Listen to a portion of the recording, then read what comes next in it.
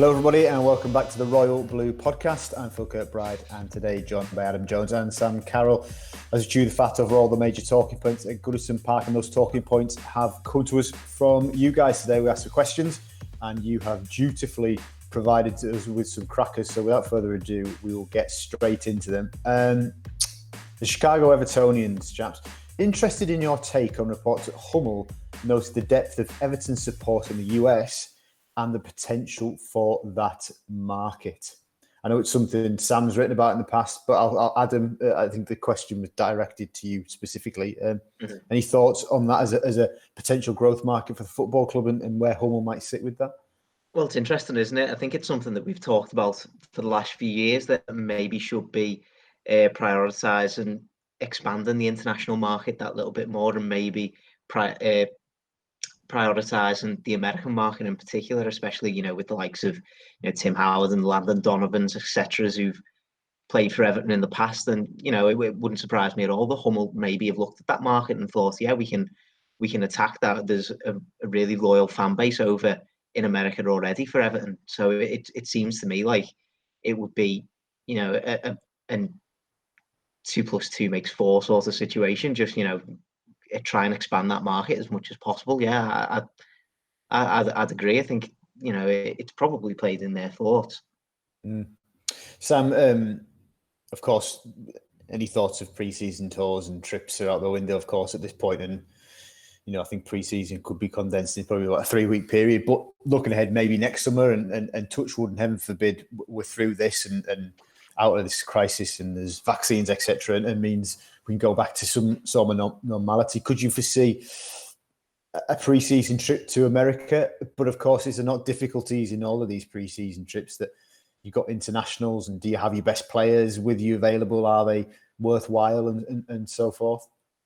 I think Carlo said, didn't he, after Tom Davis and Dominic Calvert-Lewin went to New York, that he'd like to be involved in the States. So, I think that could be on there. It's obviously there's a lot of things that go with it.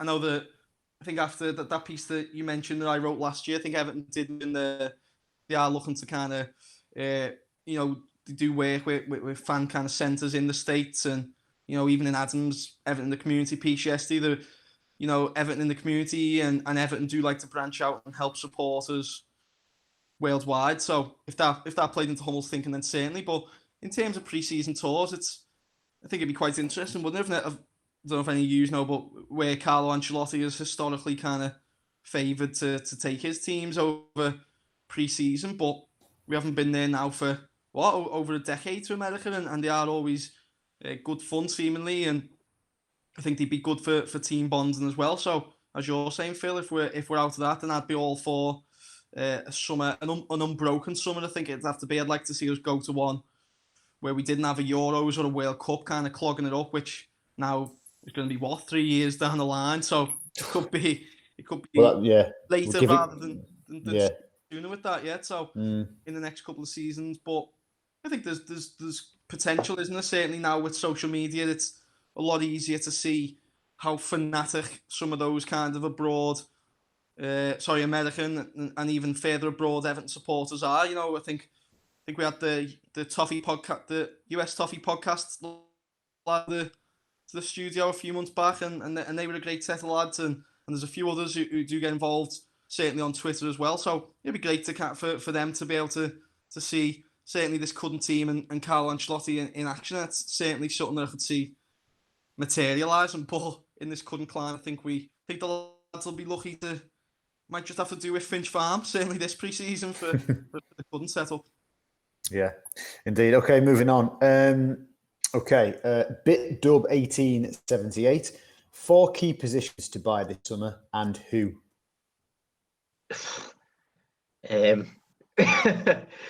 God, where'd you start? I think right back is probably the most pressing sort of situation that Everton need to try and sort out, and you can take your pick of about 4 or 5 options really for who might be Everton starting right back next season. You've got Sidibe, Coleman, Kenny.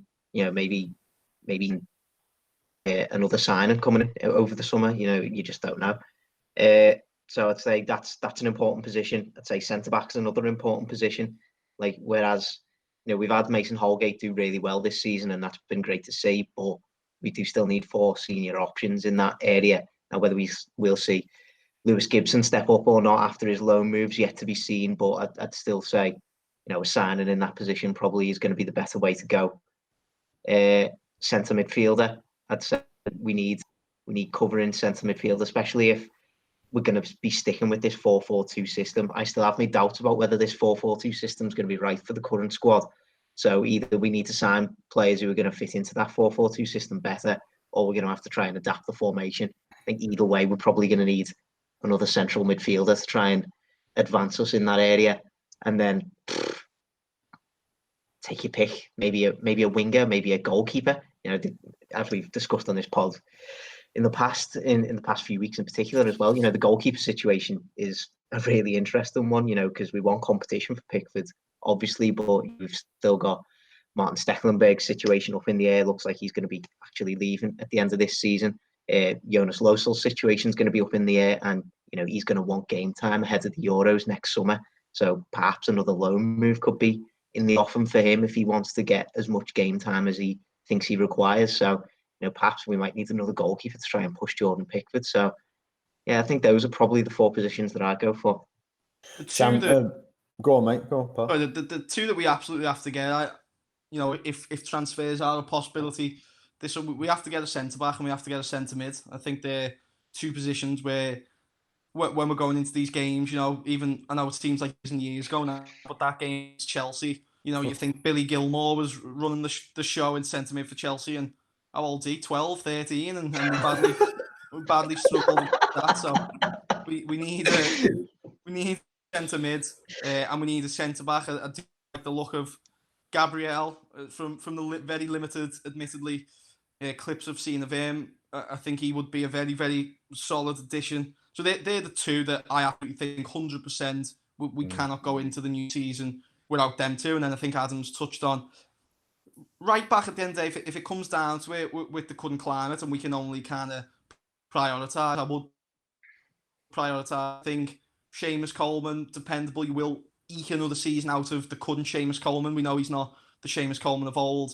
And if we absolutely had to, if we couldn't sign anyone and Kenny comes back, then I think, last Saturday aside, where the whole Schalke team struggled, I think he's shown that, he can be a dependable option in top flight football. And he's shown that at Everton as well, in fairness. So I'd be comfortable with that. But again, if we can, a right back as well, I think a winger, we probably need another winger.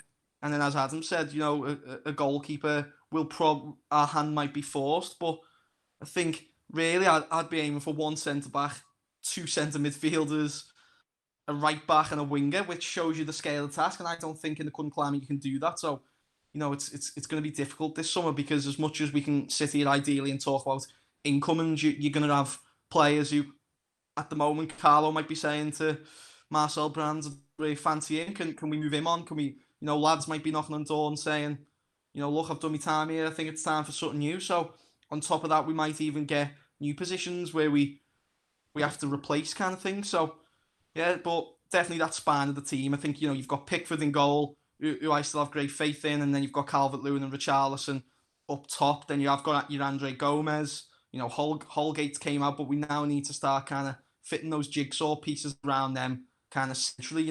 It's horrible to admit, but you even look at how much Liverpool changed after they signed Virgil van Dijk. You look at City when they got Laporte and signings like that. That span of the team's just so important, and it's something that we don't at the moment. And as Sam rightly says there, if transfers are possible, because we really don't know at this stage how the budgets of all clubs, but of course ours in particular, will look and how things have changed because of the crisis, and of course, TV money having to be repaid, etc., etc. So a question I've just thought of then on the same topic. So thanks, BitDub1878 for that one. Very quickly, in the ongoing pursuit to trim the squad, Adam, who are the 4 players Everton need to prioritise getting off the wage bill this summer then? Aside from the ones that are already getting released, I presume. Yeah. It's a tough question, isn't it? I'd say Sandro Ramirez is probably the priority because of just how much wages he is on a week. And, his loan move at Valladolid this time around has at least been better than his other 2 loan moves. So, maybe there's a little bit more hope this time that we might be able to find him a permanent move. I think, he'd still need to take a massive wage cut to make that happen. But, hopefully there's going to be a little bit more positive news on that front. Yannick Bolasie is probably another one. I just can't see a situation where Yannick Bolasie is just gonna get back into the Everton side at the minute. He's another who's had a few loan spells. So, a year left on his contract, I think he has. Maybe getting him out the door is probably going to be a priority. Does Mohamed Besic still have a year to go on his contract?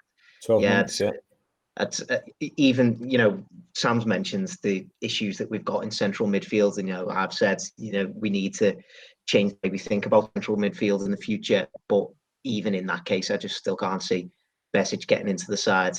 He's done all right at Sheffield United, but he hasn't exactly pulled up trees in a squad that's, done really, really well this season. So, yeah, it wouldn't be surprised to me to see him moved on. And then, what else have we got? Go on then, Sam, you take over. Anybody else you think is a priority to try and get rid of this summer?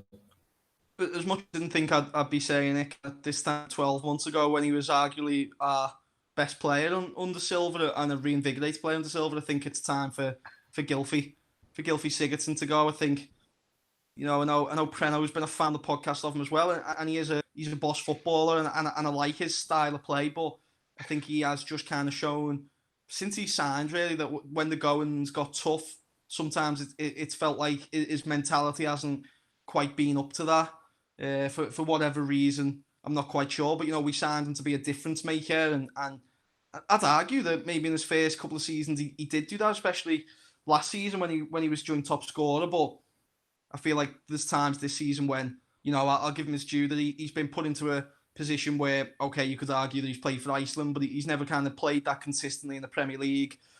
When Everton's back's been to the wall, when form's been down, when confidence been down, when a man has been getting changed, when we've been in the relegation zone, but he just hasn't shown that kind of fight and that kind of passion that I think I want to see out of a player, and take his price tag out of it, because he hasn't asked to be a £40 million player and hasn't asked to be money's on. I can forgive him that, but I can't forgive kind of some of the performances that maybe he's put in just on too many occasions this season. And I think it just makes sense at this point. I think a team abroad, whether it's even MLS, China now, will probably be able to get a player of his ilk for 10, 15, 20 million, which for what he does possess is, and as he showed maybe against West Ham this season, as he's shown on several occasions in a blue shirt, he can pull something out of the knot, and I think he'd be a steal for the foreign league. But I think it's time now. He doesn't fit the 4-4-2. He doesn't kind of fit the profile, I don't think, of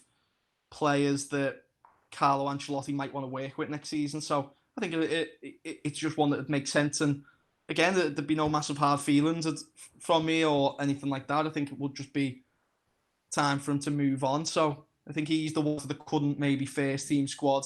When you look aside from the outcasts that I'd probably like to see us cash in on. And, as Adam said, that this summer, it's not just about fantasy football thinking, we get 10 mil for him and we can reinvest it. It's the wages that are going out every single week for him that I think personally at this moment in time, and with the signings Marcel Brands has made so far, I think personally could be reinvested better in the current climate. I would chuck in Cenk Tosun into that one, and as much as his attitude appears to be exemplary, and I think he's a very well liked member of the squad, and has appeared to be determined to make it work. I just think maybe if possible, a passing of ways permanently would be ideal, but of course that's difficult given he's injured at the moment. But let's see. Okay, moving on. Goodison 10. Do you think Adrien Rabiot would be a good signing for Everton? Yeah, I do. I just don't think you can't really turn your nose up at players of that quality, can you? He is a Champions League quality sort of player, and it was interesting. We had a piece go up on the site the other day from David Hughes, didn't we? Looking into him tactically, and he suggested that maybe he might be able to convert himself into a more defensive-minded sort of midfielder with the kind of numbers that he's been putting in, and I think that would probably be the perfect sort of scenario for Everton, because the one concern that I did have was that maybe him and Andre Gomez wouldn't necessarily work together, because the way that they've been playing has been a very similar sort of, pick the ball up, link up sort of play, be a creative force going forward sort of thing. But if Rabiot was able to modify himself into a more defensive kind of midfielder, I think, the chemistry that he could have with Gomez, somebody who's as good defensively as he is on the ball and being able to link up play, I think that could be a perfect sort of scenario. And, I get that people have questions about his attitude and stuff like that, but if the club think he's a right fit, then I'd have to agree that you just can't turn down a player of that sort of quality, especially when you've got the aims that Everton have got. We want to be winning trophies, we want to be qualifying for Europe. These are the kind of players that you need to be targeting at the end of the day. So I'd be very happy if Rabiot was to join Everton. I think it's mentality as well. You bring someone like that in. Again, like, I've not seen a lot of Rabiot, but is he the kind of player who's going to be fazed by going to Old Trafford, to Anfield, to the Etihad, to Stamford Bridge? Probably not, because he's played in these big games before, and I think that's what we need more of. To go back to that Chelsea game, I just felt like you watched it, and I remember, and I think we all said, I think you two who were there, you even wrote it on our live blog. From the first 5 minutes, you knew Everton were going to get battered, because you were just watching players just run around like headless chickens, and there was no one there who you just felt was just going to get on the ball and say, right, let's calm this down. Now it's been a bit of a crazy start. I'm going to get my foot on the ball, and almost someone like Gareth Barry. I know again we brought Barry in and we didn't win any trophies, but it always just kind of felt like, certainly in those first couple of seasons, he just calmed things down, because he'd been there and he'd done that, and he had that mentality, and I think that's what someone like him could bring. And hopefully Carlo can bring in a couple more players where, lads like Lucas Dean and Yerry Mina, Andre Gomez, who've kind of played with these top players at Barcelona, kind of looking and going, hang on, this lad is a top player. And then other lads, younger lads are going, bloody hell, can't believe we've signed him. That is what we need to start aspiring to do. And, probably a few question marks over Rabiot's attitude, but if you can't work under a manager like Carlo Ancelotti, then you're not going to go far in football, are you? So it'd be really interesting to see if we did get him in, if the rumours are true, what he would kind of bring to the squad. I was going to say, any red flags, as you both mentioned, though, over sort of potential for, we don't know the lad, but attitude or character. I mean, his name seems to be in the rumour mills in various countries on a daily basis. That always makes me a little bit nervous. Any concerns with that? Interesting to kind of see, I think, in terms of that, because that would be a worry, and I think that also leads into now, one of the most interesting kind of subplots for the next 3 to 4 months, if football comes back and gets finished, to also see what kind of happens with Moise Kean, isn't it, after everything that's gone down over lockdown, and really kind of see now how Everton, how Marcel Brands, how Carlo Ancelotti, how everyone in that backroom team can work with his attitude that has seemingly kind of fell short on a couple of occasions while at Everton. And again, that would obviously be the challenge if someone like Rabiot came in. Can you bring him into a squad which, for all accounts, seems to be a squad of genuinely nice, down to earth fellas? Can they mould that?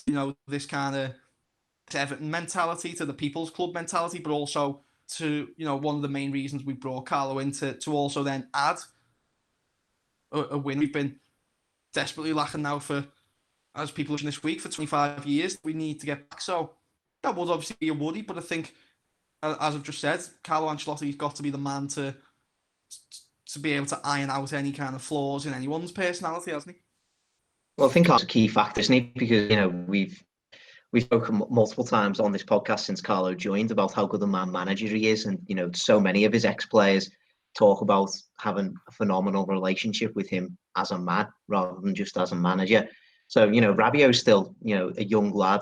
The rest of his career, over the last few years especially, just speaks to me as somebody who's looking for that place to finally settle down and mature as a player and develop himself. And if Carlo Ancelotti can hone in on that aspect of his game and can establish the kind of relationship that he has with other players in the past, then we could have a phenomenal player on our hands. Any club could have a phenomenal player on their hands. Whoever would manage to get hold of Rabiot, and I think that's maybe the key that Ancelotti brings to Everton. It's not just the obvious pull that he would have in getting players here. It's the amount of work that he will do on and off the pitch with them when they are here as well. So that could be key in the future. Probably just worth mentioning that when his name was linked with us in January, we did check it out and we were told that there was nothing in it at that stage. So let's see if anything has changed on that front. Sam Mason, going back to something, Sam, you mentioned earlier. Sam, what did you make of Kenny's performance last weekend? Does he have a future at Everton? It was exciting, wasn't it, to first of all sit down and watch a bit of footy again. And a lot of Evertonians were watching for Jonjoe's performances, but you not sit here and talk about a 90-minute performance when the lad is for the whole impressed. For Schalke, and I think he got nominated, didn't he, for a couple of Young Player of the Month awards in the first couple of series. And Schalke have took a couple of batterings, but they're a young and developing team, probably with a young and developing manager in David Wagner as well. So that happens. I think. Anyone who wants to start sitting there and go, oh, he's never going to be good enough because I've just watched him on BT Sport for this one game. You can't do it, can you? So I like Jonjoe. I've watched Jonjoe since he was first breaking into the under-23s team. And he did always catch the eye, and I do think that how can someone not benefit from going and playing a full season of Bundesliga football? And to be honest, I do think that because unless you are a massive Bundesliga fan with this kind of time on your hands, there's not many Everton fans must be able to say they've sat down and watched Jonjoe Kenny play every week for 90 minutes. And I would maybe like to see him come back and just be given that opportunity. And maybe for Carlo to run his own eye over him and for Marcel to run another eye over him and then make a decision, even if that's only for pre-season or for a summer or for half a season, just to see how this loan has benefited, because we've never seen a loan move really like this in Everton. Have we, where a young developing prospect has gone out to a European team? So Jonjoe will probably have been disappointed with his performance, but he was certainly not the worst on that Schalke team by any stretch of the imagination. I think from what we've seen, from what we've heard, from what we've seen David Wagner talk about how Schalke would like to kind of sign him if it wasn't for financial restraints, then it points towards him having a positive season. And I think really we can only be a judge with our own eyes, or at the end of the day, if the season he is moved on for a decent fee, then you've got to trust the process, because all the feedback that Everton have got as a club these days will just be massive compared to what we can take from 90 minutes. And at the end of the day, if Marcel Brands makes that decision to move him on, I'd trust in that. And if Marcel Brands makes the decision to bring him back and start him first game of next season, whenever that may be, then I'll trust in that as well. And I think that's all we can do, because I think Jonjoe's just so sensible as well. Any time I've seen him speak on his future, it's just always been the same, hasn't it? I'm here, I'm at Schalke, I want to focus on this, and I've been really impressed by that. There's been no kind of touting himself in the shop window. There's been no kicking off. He has just been a consummate professional, and for a young lad from Liverpool, so young in his career, to be going to a foreign country where he doesn't speak the language and to have handled himself in that manner, I think just points not only to a top lad, but a top professional as well. Adam, did you watch him last weekend? I did, yeah. It's hard, really, isn't it? I don't think you can really judge him on that sort of performance at all. I think you can't really Schalke at all, really. I think that essentially Dortmund just have better quality players, and they're a better quality team. That's why they're pushing Bayern Munich all the way this season for the title once again. And especially in a behind closed doors setting, that was always just going to be amplified that little bit more. When you haven't got, I know it was at Dortmund Stadium anyway, but when you haven't got away fans even behind you, then it becomes that little bit tougher for Schalke to try and overcome that quite large golfing quality, as it turned out. So yeah, it's really hard to judge Jonjoe's performance, but I did see a lot, especially in the first half. I did see a lot of positives. You could certainly see the way that David Wagner wanted his fullbacks to be playing, and Jonjoe was obviously a huge part of that down the right flank. There were a number of times when he was bombing up that right flank. He got himself into good positions in the final third. And what he was getting his head, he wasn't just chucking a random ball into the box, he was getting his head up, picking out a man and making sure that the ball got there. So that's the thing that I'd rather be focusing on rather than, the result or anything like that. It's those like positive little snippets where he's clearly bought into the way that Wagner wants to set up his team. And, Wagner's set up his team in a way that is going to benefit Jonjoe Kenny massively. So I think those are the type of positive aspects that you need to focus on, even in a team performance like that one. And as Sam said, he over the course of this season, he has been an absolute consummate professional. He's moved over to Germany. He's really bought into learning the language, and he's settled in so well at Schalke. And it is so great to see him performing so well over there, and seemingly enjoying his football so much over there as well. So yeah, I agree with Sam. I'd love to see him given a chance, especially I'd love to see Carlo have a proper look at him at least over the course of the summer, and whatever pre-season we might have, etc. Yeah, I'd love to see him given another chance, and I wouldn't focus too much on that performance at the weekend. Okay, moving on. Questions coming from Mike Sullivan. Mike, before we ask your question, Wednesday's pod did do a little bit more in depth on Hummel, but we're still going to address your question. What do you boys think of the new Hummel deal? I'm excited that we're going to hopefully have a unique kit in the Premier League. Also, can we all agree it's time to have a non-alcoholic or betting sponsor so the kids can have the exact same shirts as the heroes on the pitch? Good point, Mike. What do you think about that? Yeah, I think we went into the Hummel deal, didn't we, in the last podcast, which is great. And as Adam pointed out, fans rightly excited to have a personalised kit that isn't just kind of, as people have pointed out in the past copy and pasted.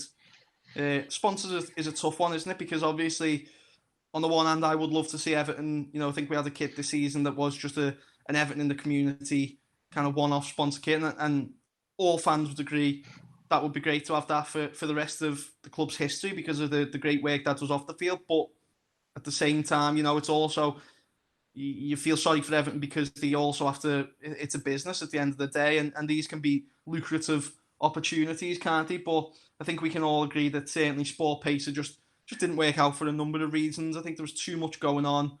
I know there was a little bit of stuff going on, wasn't there, in Kenya, and people weren't too happy there. And there was also, they seemingly had it in for us on Twitter a couple of times, which was bizarre, and just real kind of PR on goals that just didn't sit right with anyone. And I think must have surely left some people Everton fuming. This is the sponsor that is broadcast globally around the world, and so it would be nice, and totally agree with that point. Say, when you are growing up as a kid, you want to wear your Everton kit the same as the lads on the pitch, don't you? So wouldn't it be great to find a nice sponsor that puts us up there where we belong in the financial tables, alongside, pushing up there with the other top six, and at the same sponsor that everyone can have, and is a well-respected company across England or wherever that may be from globally, because I think that would be a perfect kind of meet in the middle. But certainly, if the right sponsor isn't out there, I wouldn't be against a season of Everton in the community as well, because I thought that shirt looked great this season. Art, anything to add on that? No, I think Sam's completely right. I think in an ideal world, we'd love to have the sponsor that can go on everybody's shirts, because, as Sam rightly says, when you're growing up and you get yourself an Everton kit, you're playing around in your back garden, you're wanting to be your favourite players, and, having the same sponsor on the front of the shirt, that would make a huge difference. So, yeah, it would be great in an ideal world to have that. But as Sam also rightly says, it's a very lucrative market. There's Everton have got to think of themselves as a business at the end of the day in these sorts of things, especially with the financial situation as it currently stands. So, whether that might be possible or not, we'll have to wait and see what opportunities come up. And then, as we've discussed before, in terms of Hummel, it is really nice to think about Everton having a unique kit that's specifically developed for them. And it was interesting. I've been speaking to a journalist from Middlesbrough today who they've had Hummel for the last 2 years after having 9 years of Adidas, and he said they instantly came in and they've instantly bought into the club's history. They've specifically designed kits that hail back to iconic Borough kits of the past. So No, it'd be really interesting to see whether Hummel do similar with Everton, and to see what kind of iconic sort of retro kits that they might go for. Okay, moving on. We're going through these at a good pace, chaps. Peter James Needham, would be good to hear from you guys how you think the COVID-19 may affect the Bramley-Moore project, both in terms of the logistics of construction and in the design. Basically, it's not peak time to build a stadium putting 50,000 people together. Certainly not, although I'd hope by 2023 we've seen the back of this, or certainly, as we said earlier, in a position where there's vaccines and we can control it like any other sort of flu disease. Just our understanding as of a couple of weeks ago when we did ask about this, the planning process in terms of the determination of the planning application is still on course as far as we can understand with the council, and again in the summer, possibly July, end of July, maybe into August, that's likely to have a decision as expected. And in terms of financing, the club have said they remain in conversations with potential funders. That's still ongoing. There doesn't seem to be at this stage any concern within the football club about getting the capital together to help fund this £500 million project. And of course, in terms of logistics of the construction, again, the club said 3, 4, 5 weeks ago what it was, that they were still working and finalising on a final construction timetable with Lango Rock, who will be building it. So I think from that point of view, Peter, there doesn't seem to have been any major disruption caused by the crisis. Although I can understand, understand why the question will be posed, and we have asked that question ourselves. New question, Jake Marley. If you could introduce one new rule to the Premier League to improve it or stop something that currently annoys you, what would it be? Well, I'd get rid of VAR, but what about you guys? Does it have to be something on the pitch? Go on. Can I ban the use of commentators using the phrase, "Oh, that ball's really moved," when a ball like curls in a certain way? Of course, it's moved. Somebody's just booted it really hard. Like that is my most hated phrase in football. And I'd love to see that banned, to be honest. Any rule that you'd want to see the back of? It's a tough one, isn't it? Try to put me on. Jake Marley has definitely put me on the spot, and now that you've took VAR, which I think we'd all have. What about I don't know. Diving should be an immediate red card. I don't know. There you go. There's one. No, because remember when he brought that last diving thing in, and it just seemed like we were the only team that got punished for it. And well, we just got naturally, we'd have like 8 players sent off first week, and then they'd get rid of it. Naturally, if they brought diving in and red card, Oumar Niasse would still be at the club, and he'd be the first one to be punished. But wouldn't he? Do you know what one I have always thought of, which I reckon would be good? I hate like the extra time thing. I think they should do what they do in rugby, where when the ball goes out to play, bang, timer stops, and then you just play to 90 minutes. Just kind of get rid of all that shouldn't have been 6 minutes added on, or that was over 6 minutes. Do you know what I mean? It would just be a lot. We must have the technology to kind of do that now. I think that would sort out a few controversies. Yeah. I think the problem that I see with that, though, is I'm sure I've seen loads of statistics about how often the ball is actually in play in certain matches. And I'm sure it's only in play for like 43 minutes across like the whole 90, isn't it? Yeah, it's ridiculous. We'd be there for as long as an American football game if we did that. Yeah, it'd be 4 hours, wouldn't it? Yeah, exactly. Okay, good question, Jake. Thanks for that, pal. Martin Jameson, is Ancelotti better placed to develop and play a system which works with the players and skills that are there today, or attempt to play the system he wants to play and try and train our players to adapt to that? So it's basically, should Carlo use the system to suit the players, or are the players needed to suit the system? I think it goes back to what I was saying before about the midfield.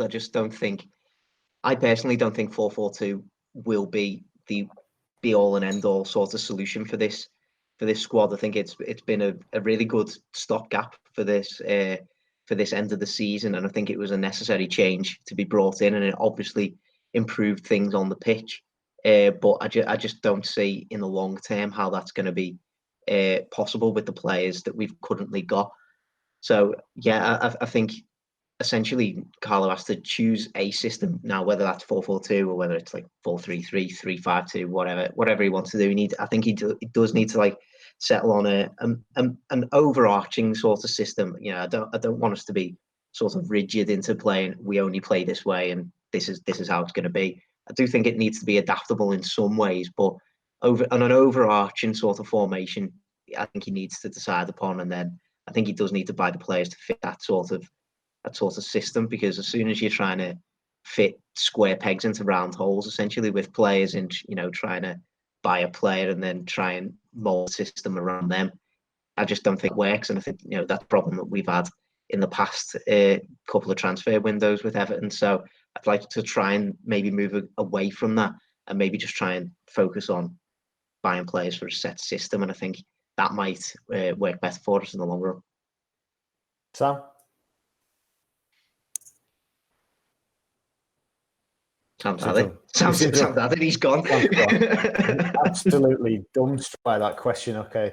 John Waldale had best guesses, theories about the transfer window and Wenger's FFP ideas. Forgive me, I'm not up to speed with Wenger's FFP ideas. While I try and work out what that is, do you have any idea? I can't say I am up to speed with Wenger's financial fair play ideas, to be honest. Okay. Disillusioned Arsene Wenger calls for an end to FFP and major U-turn. There's lots of faith in one of the guiding principles calls for it to be scrapped. Well, interesting. It is come under some severe scrutiny, and it does appear to be flawed in many respects. I think my issue actually is with the Premier League profit and sustainability ones, which set a 3-year figure of losses at £105 million. But that figure was set too long ago, and that for me needs to be changed. And perhaps FFP, on similar reasons, maybe that's why Wenger and others are calling for it to be scrapped. Well, you could only presume that would hugely benefit Everton if that was to be the case.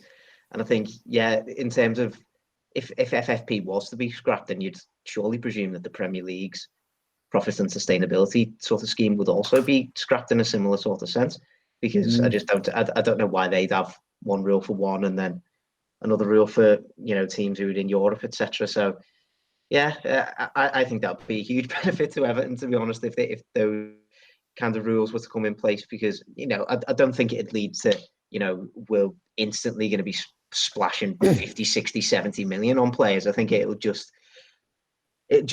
take a little bit of a weight off the shoulders, wouldn't it? And it would, you know, raise that buffer a little bit more, and it would essentially, if nothing else, be a little bit of a clean slate almost for Marcel Brands to go, right, okay, these are the players that I want. This is still affordable players in the long run, and we can have a go at it without having to worry about the spending mistakes, let's say, of the past few years. So yeah, I think that'd be a huge benefit. Yeah. Sam, you back with us now, pal? Don't know. I could still see you. It was like I died, and I was like seeing you in like a ghost. I was like, I'm here, and you was like, Sam's gone. I was given the great answer. By the way, that was my best answer to the podcast. That one. No, we'll never hear it. Never hear it. Jake Marley then, Sam. Jake Marley has come back in with another good question. Due to the increased uncertainty around the transfer window and finances this year, do you think any of our, in inverted commas, first-team players out on loan could play a part for Ancelotti? Tosun, Besic, Balassi, Losel, Sandro, Kenny, Dowell. I mean, we've mentioned a couple of those. What about one that hasn't been mentioned, Sam? Dowell. Do you think he's got a future? I think he's coming into the last 12 months of his deal at Everton. Could you see a way back for Kieran? Again, like Jonjoe, you know, another player who, you know, I've seen since he was coming through. And think he's an amazing footballer, but I think just for Keane now, it's fair to move him on. I think it's 12 months left. Could probably command a small fee.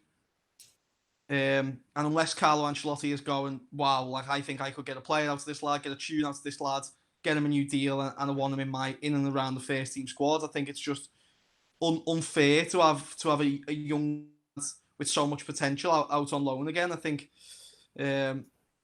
Probably time now for him to move on, because, you know, he's 21, 22.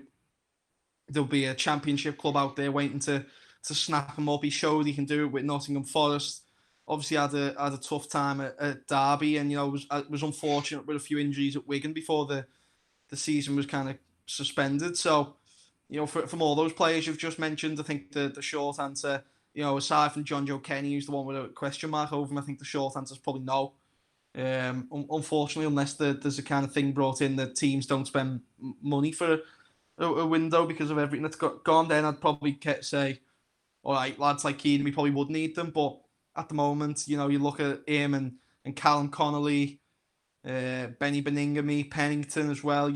I think it's best to just move all these lads on now and give them a real crack at the whip at their own careers while we can still hand a small fee for them, in modern day football. And I'm sure there's clauses you can have in to, sell on clauses and profit clauses that, look, if in 2 or 3 years Keane Dowell's the next best thing in the Championship and someone buys him for 20 million, then to that for whatever team he was playing. But for me, I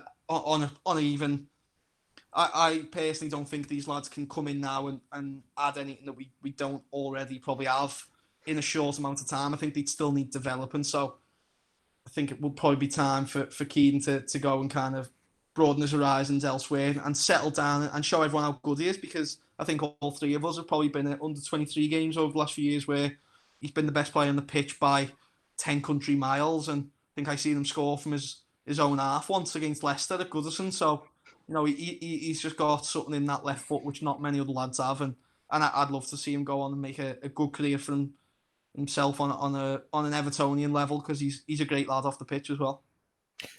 Just sticking with Kieran, I think my sort of disappointment with the whole Dowlett situation is if he does leave the football club in the coming months, with 12 months of his deal left, he will have left having only ever made, I think it's 2 appearances in the Premier League, and they were in 2016.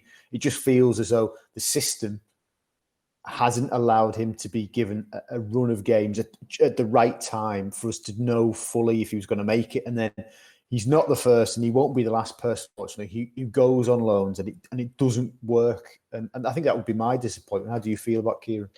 Yeah, I'd have to feel the same way. And you look back at that summer of 2017 where we infamously signed 3 attacking midfielders, and you think to yourself, if we'd have not done that, would Kieran Dowell have had a bit of a chance at some point to maybe have a run in the team? You just don't know. He's been limited to mainly cup appearances, I think, hasn't he, over the last couple of seasons. Whenever we've seen him in Everton shirt, he's done okay. I seem to remember last season in the League Cup, he was played a little bit further back than he thought he might be. But it is such a hard situation with him, because, as Sam says, he's a football player with clearly so much quality. The kind of deliveries that he can put into the box, the kind of goals that he can score. He's obviously a clearly very, very talented footballer. And if he'd have got the same sort of opportunities that maybe someone like Tom Davies had coming through the ranks, managing to force his way into the side and having a string of games put together, maybe he could have had a sustainable Everton future like Tom has. But loan moves are just so hard sometimes, and unfortunately over the last couple of years he has had experiences of a couple of tough loan moves. So yeah, it is tough for him, and I can't really see how he's going to break himself into the Everton team again. But he's still going to be a fan. I still think he can make it as a Premier League player. Even somewhere further down in the Premier League, I think he'd be a great signing. I think he'd be a fantastic Championship player. So the future's still absolutely bright for him, because he's got that kind of quality about him. But I do agree. It is a bit of a shame that he's never managed to realise that at Goodison.